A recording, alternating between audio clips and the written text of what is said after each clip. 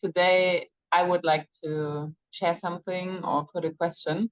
Yeah, Yes. please. And I think it is related to boundaries. And I feel for me it's kind of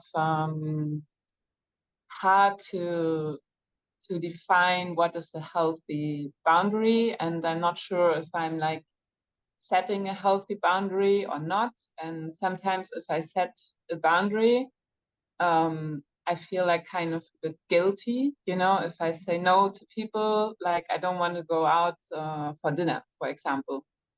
And rationally, I feel like it's a normal thing to just say, no, I don't want to go. And I even don't have to explain it.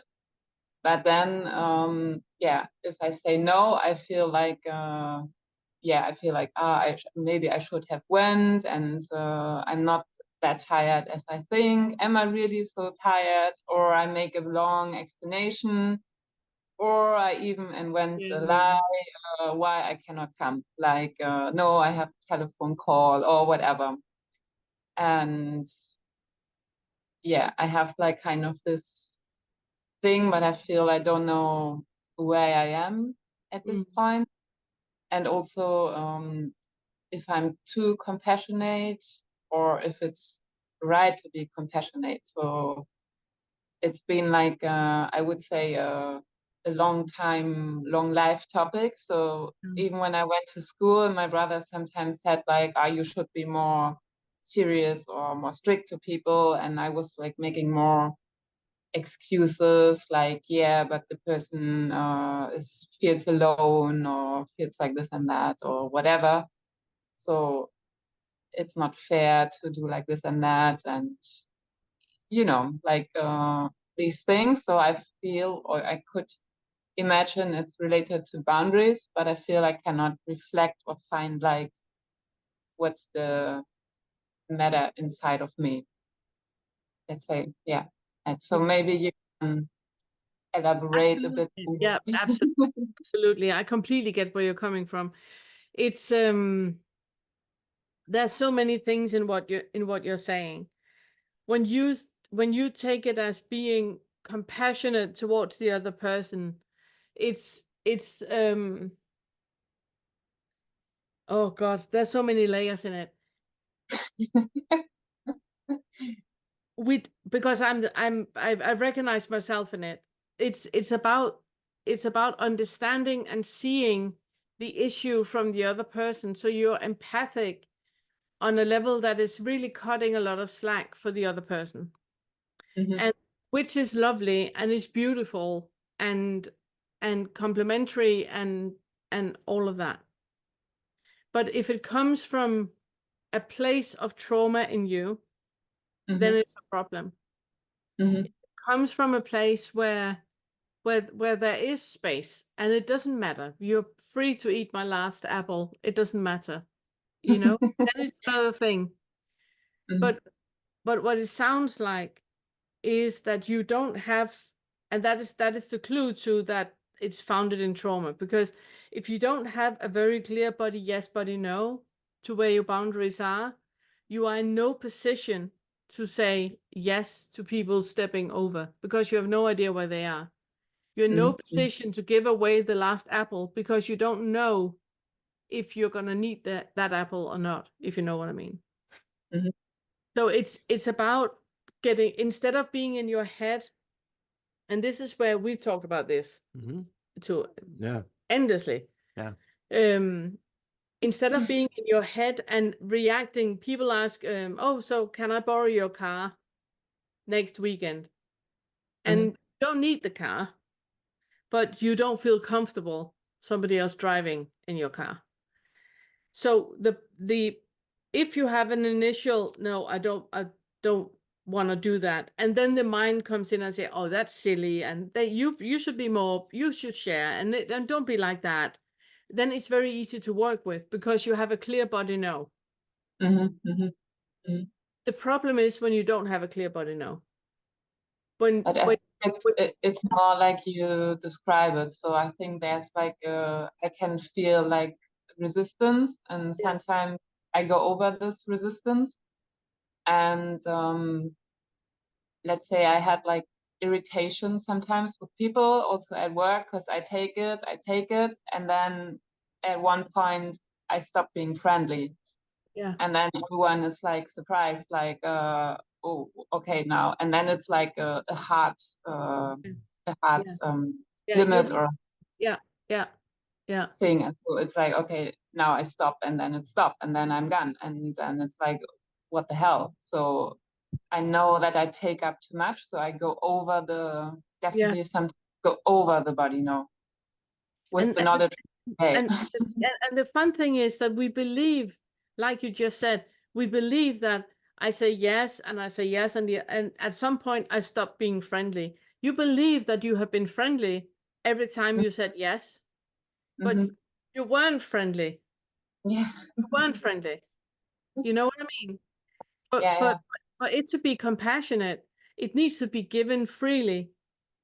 Mm-hmm. Otherwise, it's not compassionate. Mm-hmm. So you were not friendly.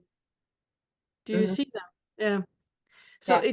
it's so compassion and feeling into the other person's needs to be combined with your own needs. Mm-hmm. Otherwise, it's not friendly, and otherwise it's not compassion. Mm-hmm. Mm-hmm. So if you have a very clear, for example, let's say at work somebody's saying something and you can feel a very clear body no. In the moment, what I would like for you to do is say, can I get back to you on that? They ask, can you have the meeting on Thursday? And you're feeling you're like, no, I don't want to do that. Mm-hmm. Mm-hmm. So you have a very clear body no, but you also know that that Sophie is very good at saying yes when she shouldn't. So what you do is you say, can I get back to you? I'm gonna get back to you at the end of the day or tomorrow morning, whatever. But it's just for you to give you time Mm-hmm. to get into your body and feeling into what is this about? Why Mm-hmm. why do I struggle with saying no? What is it I think will happen if I say no? What Mm-hmm. is the price that I think, it will cost if I say no? And that negotiation, take it from the head and into the body where you feel what is this actually about? How does this actually feel? Because in a lot Mm-hmm. of cases, when you just allow yourself to feel what is coming up, it's sorted quite quickly. Yeah. And then And it it's won't be a problem going to the person and say, you know what? The thing about Thursday, it doesn't work for me. And you're mm-hmm. completely fine, completely clear. There's nothing. And they can say, seriously, and rah, rah, rah, rah, and all that. And you will just completely, I'm so sorry, it's inconvenience, but it doesn't work for me. Mm. But you need And to feel into, you need to take it from your head into the body, feel in the body, what is this actually about? mm-hmm. And that can be another layer, I suppose. Layer upon layer upon layer. And every Yeah. single little thing you feel into, there will be like a little bubble of identification with its own full life, Mm. you know? So where could guilt like come from? Like if I know I remember like a situation, it's not been recently so much, but like from my time in Germany, and then a friend was like, I want to go out for dinner tonight, and we kind of spent the whole day together, and I was like, no, I want to go home and I want to sleep, and I said that, and then she like repeated it like 4 or 5 times and like trying different ways, and I was like, no, no, no, and no, no, no, no, no. So I stick with that. But when I was home, I felt like, should I went with her or not? So I felt like guilty, So I feel Yeah. like, okay, what is guilt about? Because it should be natural. Yeah. So what is that about?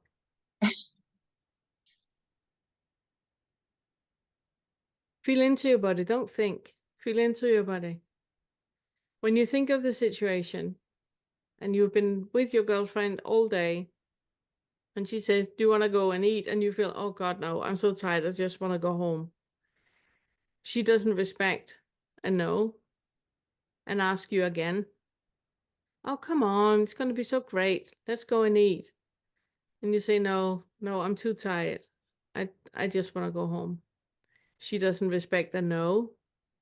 And she says, come on, Sophie. It's been such a great day. Come on, let's go and eat. And you start to feel, maybe I should. And she doesn't respect the no. So she keeps pushing you. Why do you think, feel guilty? mm, to not meeting her needs, like feeling like she feels lonely and she wanted some company. I know kind of also distract herself, so like it's more like I'm not there for her in that sense. Um, maybe like I'm not a good friend, like in this way. And if you ask like that, it could be like deeper layer from childhood. Like I don't behave, I don't do like what is told me to do, Mm. like that.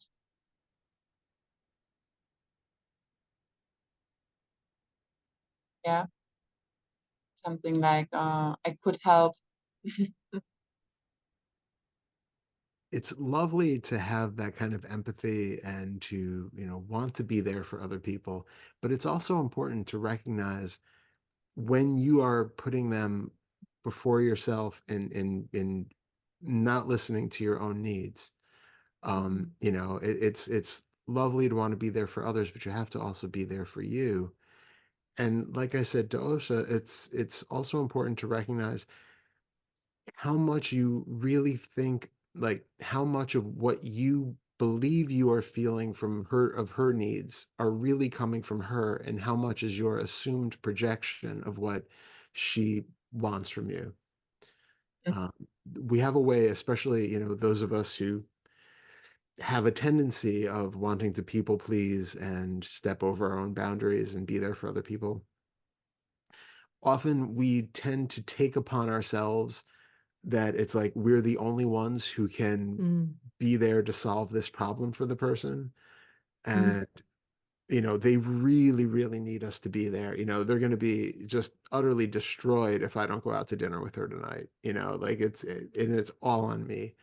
Realistically, maybe she just calls up somebody else. Maybe it's a completely different situation from her perspective. Most likely, you are not the only thing keeping her from a night of abject misery. So keeping in check how much we're projecting onto the situation is also very, very helpful for people like us. And yeah, and it puts you in a position where, even though it's very chameleon, it's very chameleon, where you're trying to make sure that the other's need is met.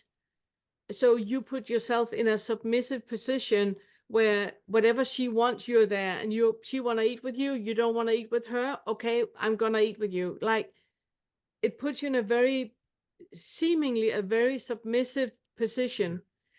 But the other way around, it puts you in a very arrogant position, as if you're the only one that she can eat with tonight. And if she's not eating with you, like Todd says, then she's not gonna be completely satisfied. So it's just a way to turn it around and see that it's just a belief. It's just a belief. The only thing that is true is that Sophie's tired. Sophie wanna go to bed. That's the only thing that's true, because it's the only thing that is happening in the body. Yeah, yeah. And Can I have a sorry, yeah, I was also just saying, and it's also helpful to keep in perspective that if the other person is so self-centered that your needs of sleeping is not important to them, then there's an imbalance. Yeah, be careful. Yeah, there's an imbalance in that friendship or that relationship that you need to watch out for. if there's a pattern of you always catering to them and it not being reciprocated in a way. Yeah, thank you. Yeah, I think it helps to consider the body yes, body no, because if you say it like this, I can clearly feel where there is the limit for me, and it's like the same with other people. So yes, I have like an open heart, and I like listening to people, but some overdo. But then I feel like inside, okay, this is like kind of too much. There, I feel like they're overtaken my attention or my capacity, and yeah, to go there, I can work with, or what means work with that, but that's a good And bridge. yeah, and like Todd says, also look into the relationship. It's always useful to turn around the situation. So Mhm. you're with a girlfriend, she want to go to bed. How much would you push her for going out to dinner with you? You Not at all. probably wouldn't. No, you probably wouldn't. Which means Yeah. that if it's okay for her to say, "No, I'm really tired, Sophie, I just want to sleep." If it's Mhm. okay for her, it can only also be okay for you. Mhm. Mhm. So it helps Yeah. sometimes to turn the situation around. Mhm. That's good. Yeah. And then still, if I feel the guilt, it's probably more like getting into the body, because I hadn't got the It's in your head. knowledge today Yeah. from what I had last year, but was a similar situation, for example, with my brother, and he asked me to babysit. And I said like, yeah, I can do this and that. And then was like, not enough. And then I was like, if it's not enough, then you need to look for a babysitter, because I can do this and that's more than enough. And if not, it's not my problem. So I kind of set the boundary there, but I still felt very guilty because it was Yeah. like a big issue, because Yeah. they expected me to babysit longer, but I couldn't. So I felt like, oh, But yeah, sorry. Guilt is an afterthought. Guilt yeah, is a head reaction, a thought reaction afterwards. It's a diversion from the feeling in the body that you have that is uncomfortable. You have crossed your boundary, you stood up for your boundary, and that makes you feel icky. okay. That is very, very uncomfortable to stay in. So therefore you go into guilt because that's more comfortable. Okay. So it's more about like just holding it, just feeling it in the body, the icky Can feeling. can you be in And a can you yeah, can you be in a body where your brother is so disappointed in his yeah. sister that it's not gonna help out, you know? Mhm. Mhm.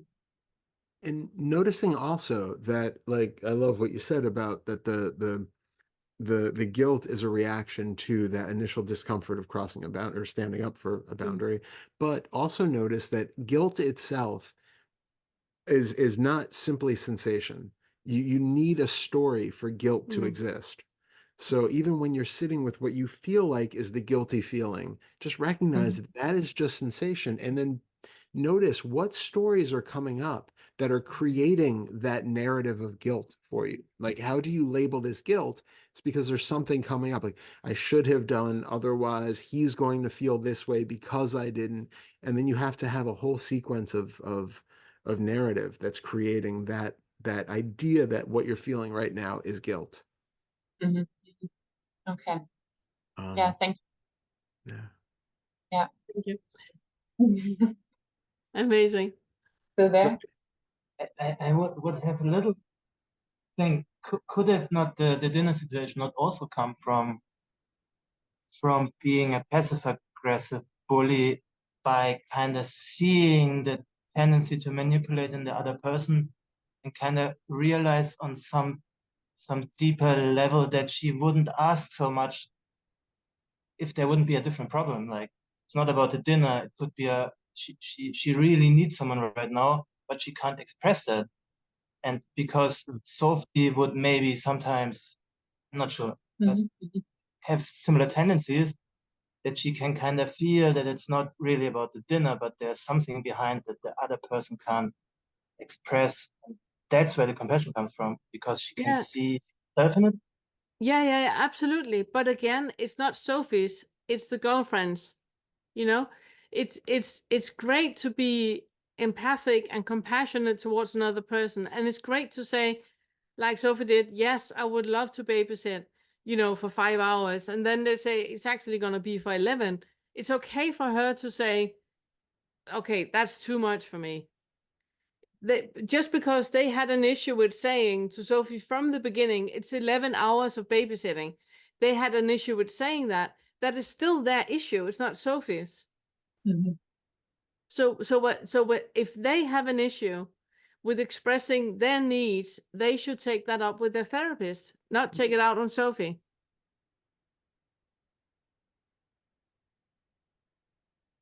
Yeah. Yeah. Thank you so much. So just quickly, where are you guys right now? We're on one island, Nicaragua. Nicaragua. I thought so. Yeah. Thought so. Yes. Right.